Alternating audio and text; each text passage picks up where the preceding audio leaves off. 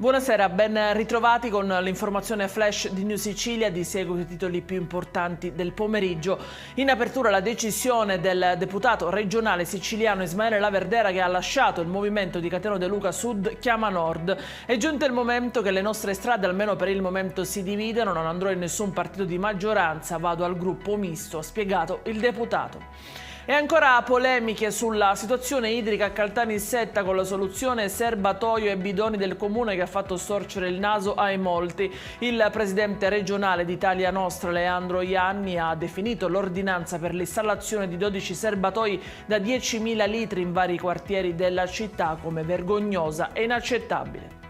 È lutto cittadino nella catanese Palagonia, traumatizzata dalla morte del piccolo Simone Lagona. Il 12enne è investito da un'auto mentre era a bordo di un monopattino in compagnia di un altro ragazzino.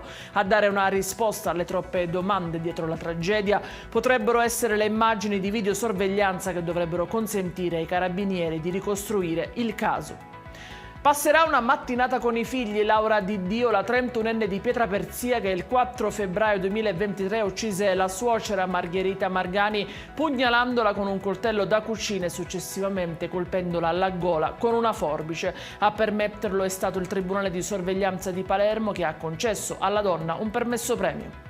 E in chiusura il meteo. Anche domani un campo di alte pressioni dominerà la scena, portando tempo stabile e assolato. Il bel tempo però sembra avere i giorni contati. Da venerdì dovrebbe arrivare la prima ondata di maltempo.